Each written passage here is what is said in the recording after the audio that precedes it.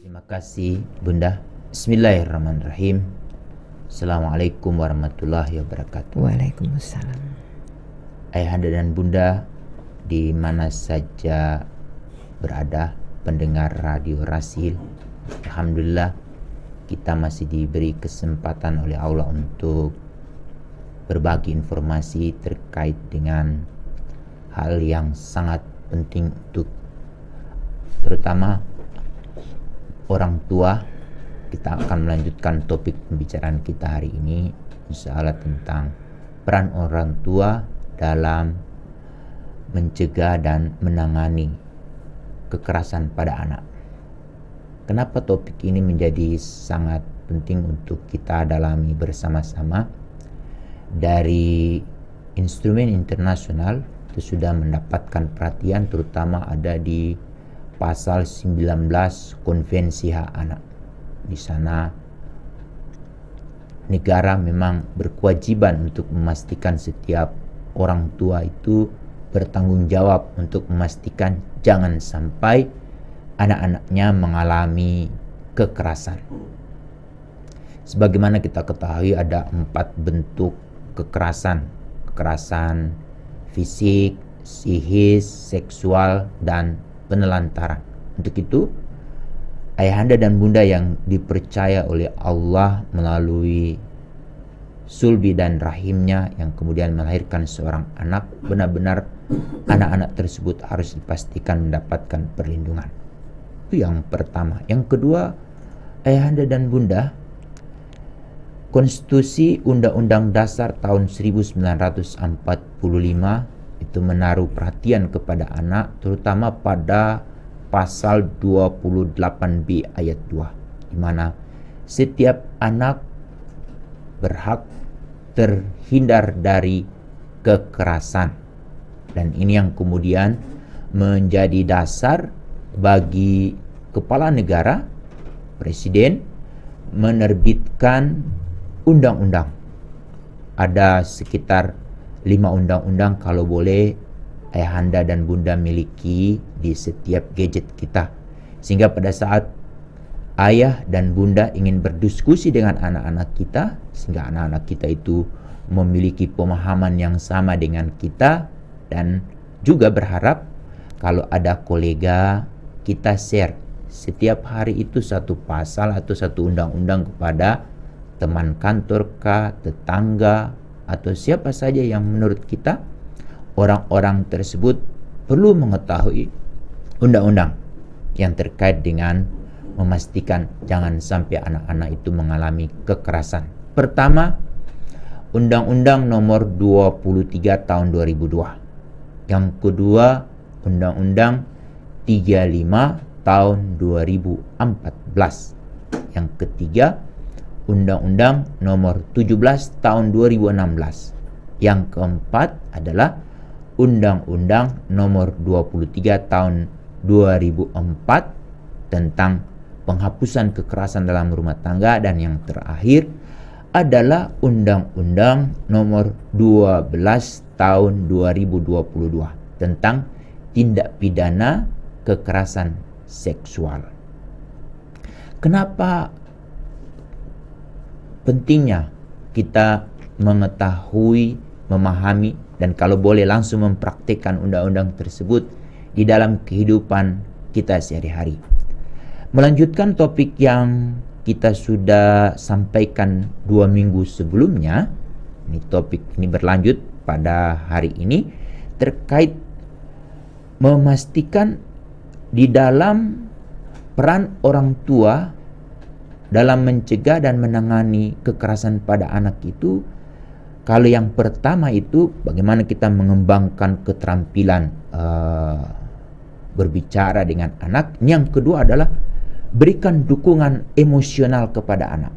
Apa saja ini Bunda Nuning supaya ayah dan bunda yang memiliki anak tahu-tahu, Pak, aku, atau dia nangis dari luar, dia mengalami kekerasan, atau sebaliknya dia sebagai pelaku kekerasan. Ini kan butuh dukungan emosional dari ayah dan ibu. Sebagai ayah yang hebat, bunda yang hebat. Ini yang sangat diharapkan oleh setiap anak kita, di mana anak-anak itu mendapatkan dukungan emosional. Baik itu dia sebagai status sebagai korban atau sebagai pelaku. Bagaimana kita harus memastikan ini? Pertama, tunjukkan kasih sayang dan perhatian dari ayah dan bunda. Seperti apa itu cinta dan perhatian yang kita berikan kepada anak kita? Itu hal yang dapat dilakukan, kalau boleh itu dijadwalkan. Bagaimana untuk menjadwalkan hal-hal yang membantu anak mendapatkan dukungan emosional dari kita. Kalau yang terbaik itu diskusi yang menarik itu sebelum maghrib, itu sore. Setiap sore ayahanda dan bunda coba review. Nah, apa saja yang ingin ayah tahu tentangmu hari ini? Ini ada 3 orang di ruangan ini. Ada nggak ayah kalian selalu bertanya, ngapain aja hari ini? Boleh nggak share kepada ayah atau bunda? Banyak hal. Melalui diskusi atau dialog bersama ayah dan ibu setiap sore itu, akhirnya kita akan tahu gambaran utuh tentang kegiatan anak kita berikut apa yang dia lakukan. Salah satu yang ingin kita ketahui itu, apakah dia mengalami perendahan martabat dari orang lain kah? Atau sebaliknya, dia menjadi pelaku. Ini menjadi hal yang sangat penting untuk ayahanda ketahui. Melalui dialog, akhirnya anak merasa, kok ayahku ya, ibuku sangat perhatian kepada aku. Apa saja kegiatan dari pagi sampai sore, pada saat aku ke sekolah melewati ada kumpulan bapak-bapak atau om-om. Ini terutama ada gadis ya Bunda Nuni. Itu dia mengalami pelecehan seksual non fisik, atau ada temannya di sekolah mengganggu, atau sebaliknya dia sendiri yang menjadi pelaku karena dia berada di kerumunan teman-temannya, yang sehingga dia memiliki keberanian untuk membuli temannya. Obrolan ini yang kemudian si ayah, si ibu udah mengetahui nih, ada sesuatu nih yang perlu terus-menerus untuk didialogkan bersama anak, sehingga anak itu yang mau kita kejar Bunda Nuning dan ayahanda dan bunda di rumah adalah anak itu merasa mendapatkan perhatian dari ayah dan bunda. Ini mahal Bunda Nuning. Itu yang pertama. Kemudian ini yang tidak kalah penting, yang kedua, setelah anak kita mendapatkan perhatian, itu biasanya pertemuan awal 2, 3, anak itu belum mau berbagi secara sebagaimana yang kita harapkan, mulus. Tapi ini yang kedua, si anak mendapatkan dukungan bahwa si ayah dan si ibunya mau mendengarkan apa yang diceritakan oleh anaknya. Cerita apa saja, cerita yang positif, itu justru yang kita sangat harapkan.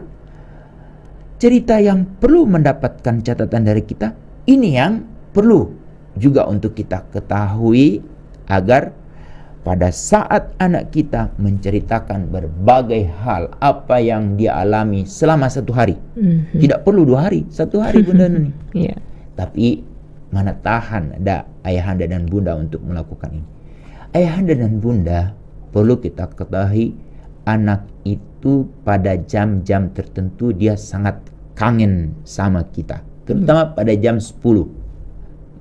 Siapapun dia, anak itu sudah dewasa atau dia masih kecil, dia kangen, pingin berjumpa dengan ayah, pingin berjumpa dengan ibu. Kekangenan itu ingin dia dapatkan secara simultan bila saat sore hari dia kembali dari berbagai aktivitas dan ayah ibunya ini kalau menarik, ayah ibunya terlebih dahulu ada di rumah. Ini yang jadi soal, bagaimana kalau ayah ibunya belum tiba di rumah? Nah, hari ini sudah tidak ada lagi batasan. Kita sudah punya handphone, punya WhatsApp, sudah bisa untuk telepon kan, bisa video. Apa kabar nah hari ini? Bisa nggak ayah, bunda pingin tahu? Nah, ini baik itu sedang diangkut kan. Sekarang ini juga bagaimana kalau tetangga dengar? Kan itu kita bisa bagi cerita lewat pada ada earphone atau jadi tidak ada alasan yang perlu dicari-cari, tapi bagaimana poinnya ini yang kedua supaya anak mendapatkan dukungan emosional itu dia didengar. Berapa duit yang harus yang ada di ruangan ini bertiga harus bayar nggak kalau bicara sama bunda dan ibu di rumah dengan ayah di rumah? Semuanya geleng. Ini tidak butuh pulsa. Anak-anak itu butuh dia untuk didengar. Gimana ayahanda dan bunda di rumah? Apakah ini hal yang sulit atau hal yang sudah kita lakukan tapi kita suka abaikan? Menjadi pendengar yang baik adalah modal yang sangat diharapkan untuk diinvestasikan oleh setiap ayah atau oleh setiap ibu yang merasa memiliki anak. Anak di sini banyak, bukan hanya ada anak di rumah, tapi anak tetangga, anak yang ada di musola, anak yang ada di sekolah, atau anak yang berjumpa dengan kita di tempat-tempat umum. Ini menjadi sangat penting. Saat-saat penting ini yang sangat diharapkan oleh seorang anak sehingga terbangun komunikasi. Izinkan mereka mengungkapkan emosi. Emosinya, wah gimana nih, aku kok sama dia itu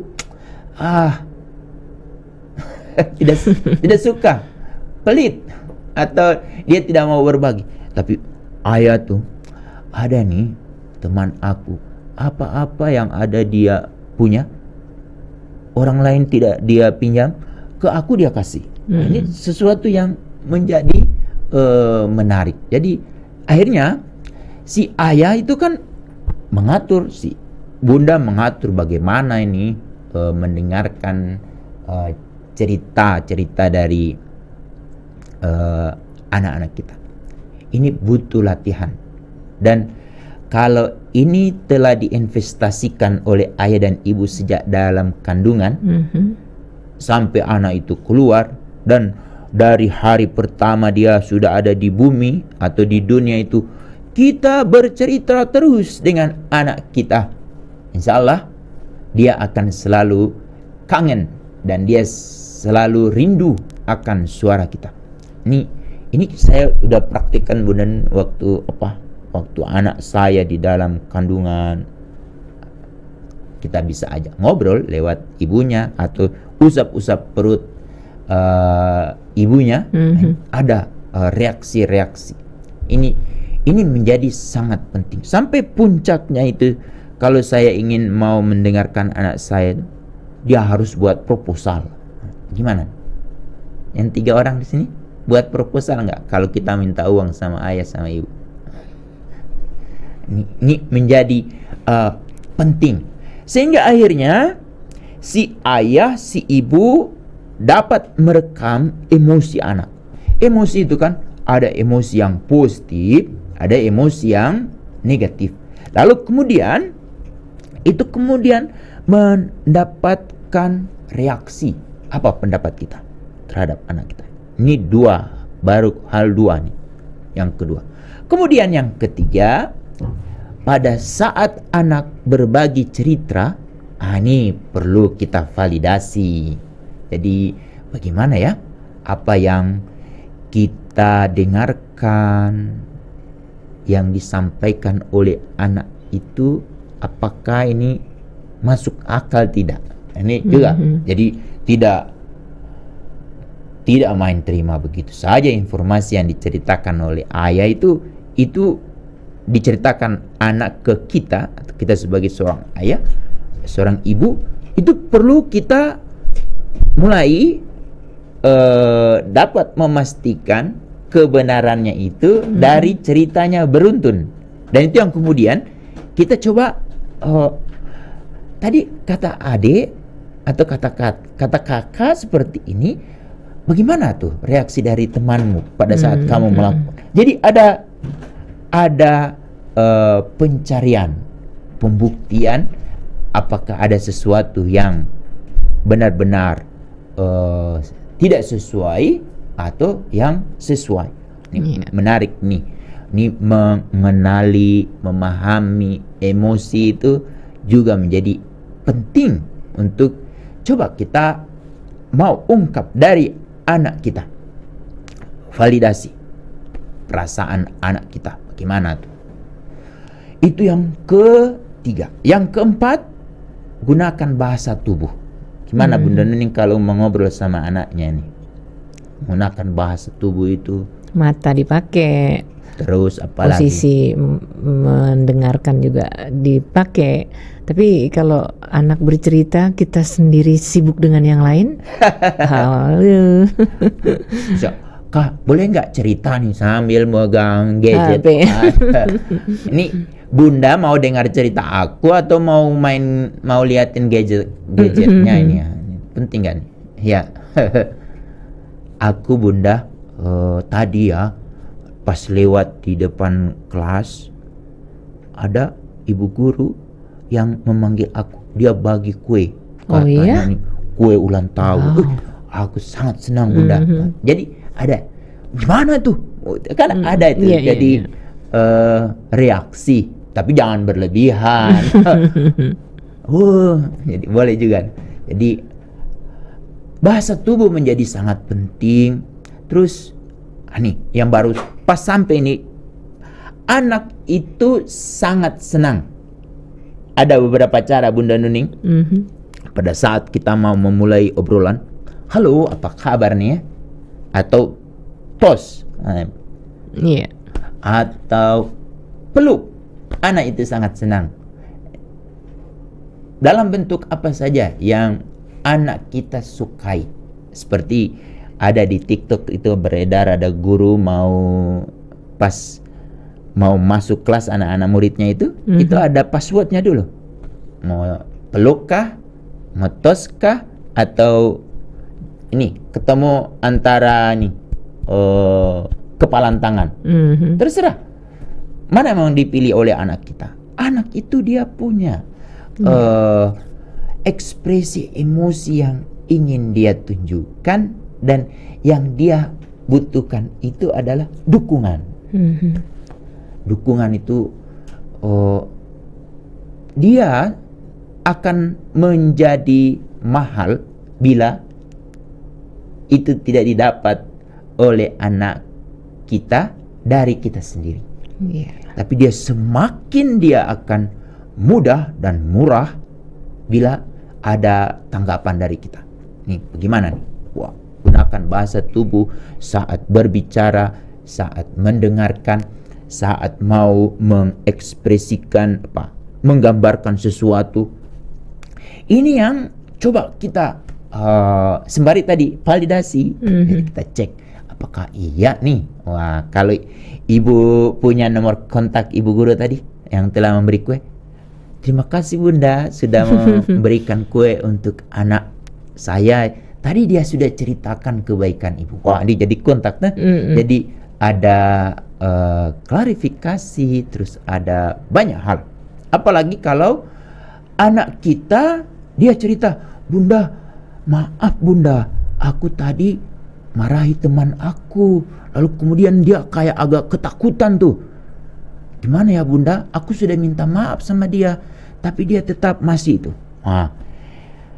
Ibu yang hebat ayah yang hebat kan punya nomor kontak untuk kelas. Saya punya pengalaman dengan istri saya, itu satu kelas orang tua murid dibuatkan WhatsApp.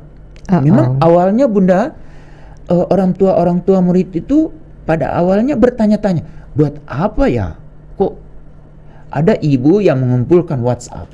Itu baru mereka merasakan manfaatnya, sudah mulai ada PR, terus ada tugas tambahan dari guru, terus ada kegiatan di luar. Ini akhirnya mereka menggunakan WhatsApp. Bagaimana ayahanda dan bunda punya nomor kontak dari ayah, ibu, dari teman-teman kita. Ini butuh juga ya. Ini salah satu dukungan yang diharapkan oleh sekolah, terutama oleh kelas di mana anak kita berada, adalah dukungan dari orang tua. Salah satunya adalah punya wadah komunikasi. Komunikasi tidak harus jangan share yang politik-politik ya, atau share yang nggak usah masakan lah kalau di ruang itu. Ini kita komunikasi, tanya, ayahnya ini, mohon maaf, tadi anak saya cerita. Ini menjadi salah satu solusi untuk mencegah, memastikan. Jangan sampai kemarin ada kasus bullying, polisi malah membuat jadi repot, anak-anak harus dikeluarkan dari sekolah. Ini mereka juga, apakah mereka itu bukan orang tua ya, atau gimana? Ini butuh latihan, butuh pemahaman, dan butuh keterampilan untuk memahami, menangani anak-anak. Baik anak kita menjadi sebagai korban atau sebagai pelaku. Ini menjadi penting. Semoga ada ayah dan bunda yang mendengarkan siaran ini mau berbagi praktik baik. Kalau ada kasus yang dialami oleh anaknya, baik anaknya itu sebagai korban atau anaknya sebagai pelaku, tapi dengan cara-cara selalu memastikan meninggikan harkat martabat anak. Nih, jadi ini menjadi sangat penting. Itu yang keempat. Lalu yang keempat, benar, yang tadi yang ketiga, gerak bahasa tubuh. Yang keempat ini adalah jangan membenarkan atau menyalahkan. Jangan menjadi hakim untuk anak kita.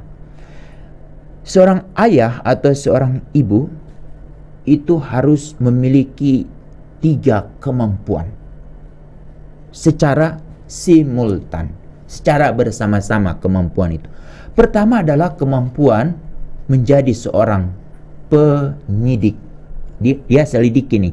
Kalau anak kita bercerita ini, ayah, kayaknya aku tadi melakukan kekerasan pada temanku, atau ayah atau bunda, aku tadi kayaknya dimarah-marahi oleh temanku, padahal bukan aku. Itu kan dia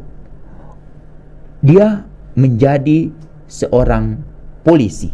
Si ayah menjadi seorang polisi, menyelidiki itu ya minimal 2 bukti. Apakah dia benar-benar menjadi korban atau benar-benar dia menjadi pelaku. Wah, ini orang tua yang hebat. Kalau punya teman polisi, boleh dong WA.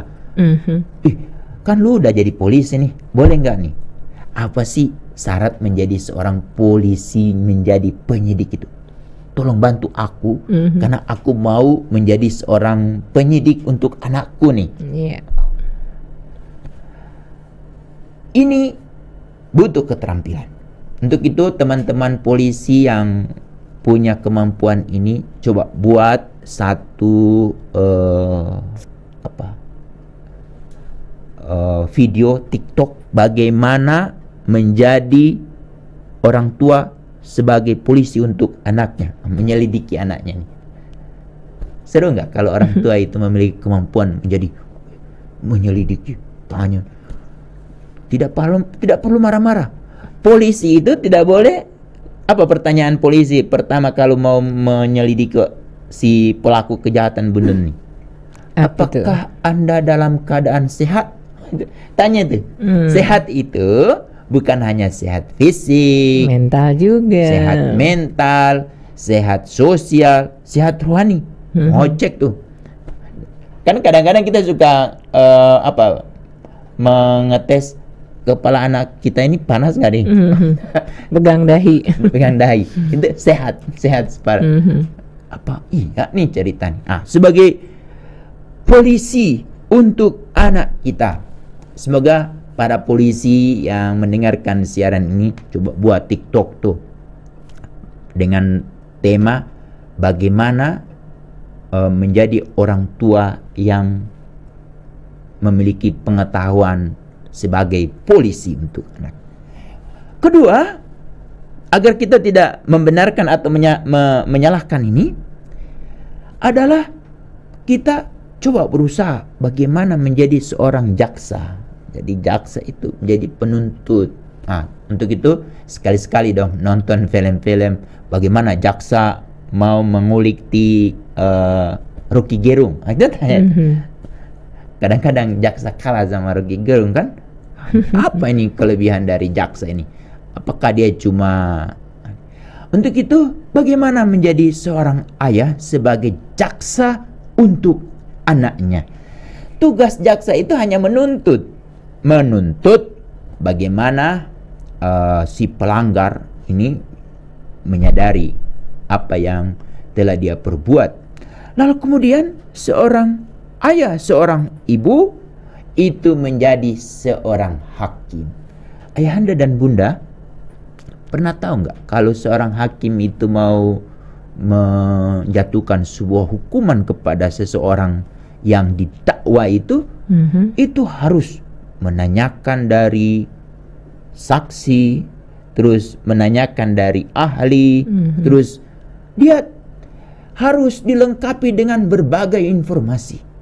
Ini kita baru mendengarkan cerita anak kita langsung nih, kenapa sih kamu begitu? Wah, akhirnya anak itu yang tadinya mau berbagi cerita, mau berbagi sesuatu yang dia hadapi di sekolah, baik itu dia sebagai pelaku atau dia sebagai korban, kita malah justru tidak mendukung secara emosi.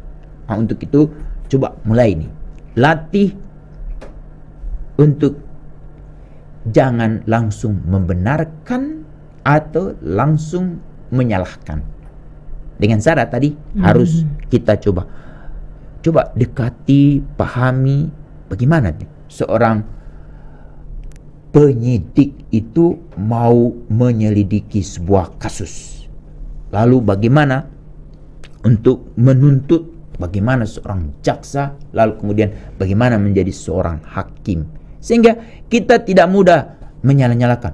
Coba sih kamu, ayah bilang kan harus begini, tapi kamu tidak mau dengar. Jadi akhirnya anak itu, kok ayah aku tidak seperti yang aku harapkan ya. Ini menjadi satu hal yang perlu mendapatkan perhatian dari kita semua. Dan ini butuh latihan. Tidak hanya satu hari menjadi ayah kan. Kita itu menjadi ayah, meskipun kita sudah punya anak, tetap kita dianggap tetap anak. Dan ayah tetap ayah. Ini. Kemudian ini yang keenam. Keenam ini, dorong pembicaraan tentang perasaan. Bantulah anak untuk mengenali dan mengekspresikan emosi mereka secara efektif. Coba pancing anak ini untuk berbagi cerita. Ayo kak, ada apa lagi ya nih? Wah, bunda ini kayaknya sangat antusias. Tapi boleh nggak bunda mau masak dulu ya? Tuh, berarti ada momen lanjutan tuh. Kalau dia anak gadis, sambil nyuci piring, boleh nggak bantu bantu bunda untuk masak atau apa? Kalau anak laki-laki bagaimana? Anak laki-laki lempar tas, lalu dia langsung kemana itu? Tergantung dari ayahanda dan bunda untuk mengajak, melibatkan anak-anak kita untuk terlibat di dalam diskusi, terutama dalam hal yang kita sedang bahas hari ini. Berikan dukungan emosional kepada anak kita, baik itu dia sebagai korban atau sebagai pelaku kekerasan. Lalu kemudian ini yang selanjutnya. Apa itu? Mulai ajarkan anak strategi mengatur emosi. Ini menjadi orang tua yang ke level ini memang benar-benar kita harus mulai. Ayahanda dan bunda, kita kan pernah jadi anak-anak. Coba angkat tangan ini. Orang tua ini ada nggak yang langsung jadi orang tua? Kan pernah jadi anak-anak juga kan? Yeah. Suka marah-marah, senyum, suka gembira. Lalu kemudian kadang-kadang tidak suka itu dari awal Bunda Nuning. Dari bangun tidur. Coba dibangunkan oleh bunda atau ibu. Itu kan bagaimana itu? Enak, dingin, lalu mimpinya hanya belum tuntas, sekarang sudah dibangunin nih. Emosi juga kan itu. Coba, ada nggak yang pernah dibangunin bunda sama ayah terus tidak marah? Nah, berarti cara banguninnya bener. Emosi dia. Saat mau mandi lagi, udah di kamar mandi, gayungnya nggak ada, atau mau sikat gigi, odolnya udah habis, pakaian semua sudah tidak pakai lagi. Nah, gimana nih? Pasti ayahanda dan bunda pernah jadi anak-anak ini. Ini kan pengetahuan yang sudah kita miliki. Lalu sarapan, pas sarapan, kayaknya kita masih anak-anak itu punya gambaran apa yang masuk ke mulut melalui tangan kita itu sesuatu yang membuat kita sangat merasakan kenikmatan makanan. Jangan menggambarkan ya, sekarang kita masih puasa ini. Menggambarkan pas mau masukin ke mulut kayaknya ada enaknya, ada yang tidak enaknya. Apalagi habis sarapan kita harus ke belakang. Ini juga butuh manajemen emosi itu Bunda Nuning. Jadi sebetulnya kita sudah punya pengalaman. Jadi memiliki kemampuan untuk memanage emosi anak itu tidak perlu harus sekolah Bunda Nuning. Tapi kita coba mengambil, identifikasi emosi-emosi yang pernah kita alami waktu masih anak-anak, lalu pada saat remaja, pada saat kita sudah jadi calon orang tua, pada saat jadi orang tua, lalu pada saat kita mendapatkan anak pertama, anak kedua, anak ketiga. Insya Allah ayahanda dan bunda lebih hebat dari psikolog, karena kita punya pengalaman yang tidak kalah penting. Nanti kalau kita di ruangan klinik atau di ruangan pencarian solusi, pasti kita diberikan kemampuan untuk itu. Bagaimana kita bantu anak-anak menyadari bahwa perasaan dia suka marah-marah, atau perasaan membenci temannya, perasaan senang kepada temannya, atau itu adalah normal, dan ajari mereka untuk memanage, mengatur. Ini menjadi kunci yang sangat penting untuk memberikan dukungan emosional pada anak. Lalu ini yang tidak kalah penting Bunda Nuning, dorong dan pujilah upaya-upaya yang telah dilakukan oleh anak-anak kita. Meskipun dia itu menjadi pelaku kekerasan. Ada dari beberapa persoalan yang dia lakukan, atau yang dia lalui, itu pasti ada hal-hal yang perlu kita beri garis bawah untuk kita beri penghargaan. Karena yang dibutuhkan oleh anak itu adalah pengakuan. Dengan dia merasa diakui, itu akan memunculkan kepercayaan diri dia. Ini bagaimana kita memastikan ini semua? Yang ada punya pengalaman, bagaimana pernah jadi ibu kan? Saat anak kita kan ada anak Bunda Nuning, kan ada beberapa tuh. Yang tua deh, mana tuh? Menjadi korban atau menjadi pelaku? Bagaimana kita memastikan itu? Nggak ada pengalaman langsung, anak-anak jadi pelaku jadi nggak tahu. Atau mereka tidak pernah berbagi cerita? Kalau berbagi sih berbagi, tapi kayaknya normal-normal deh. Alhamdulillah. Alhamdulillah, itu perlu kita syukuri, dan itu hanya dirasakan oleh beberapa ibu dan beberapa ayah yang sejak dari awal selalu meninggikan harkat martabat anaknya. Dan insya Allah pada saat mereka direndahkan, dia akan langsung menjawab, kasihan ya kalau dia tahu bahwa aku ini adalah manusia yang dilahirkan dari seorang ayah dan seorang ibu, dia tidak berani untuk melakukan itu. Nah, itu berarti kuncinya siapa? Dari peran ayah dan ibu yang hebat, yang harus memiliki pengetahuan, yang selalu meninggikan martabat, derajat, harkat dari anak-anak kita. Kemudian jangan memaksa solusi untuk memberikan dukungan emosional ini.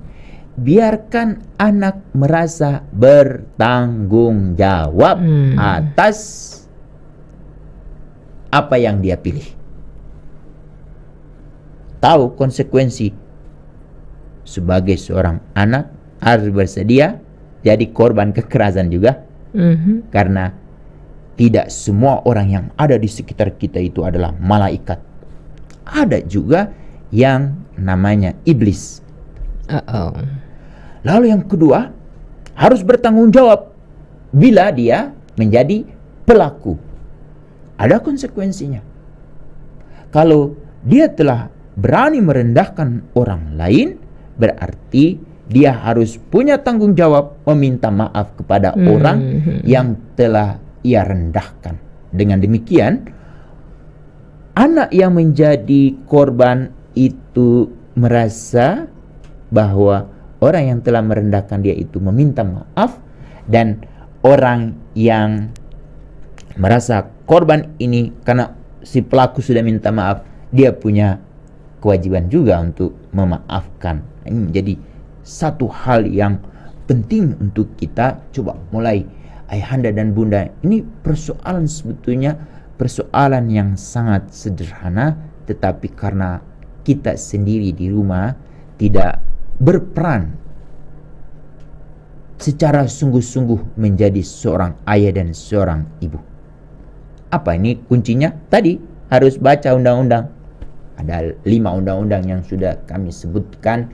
Lalu kemudian ada konvensi hak anak, lalu ada undang-undang dasar.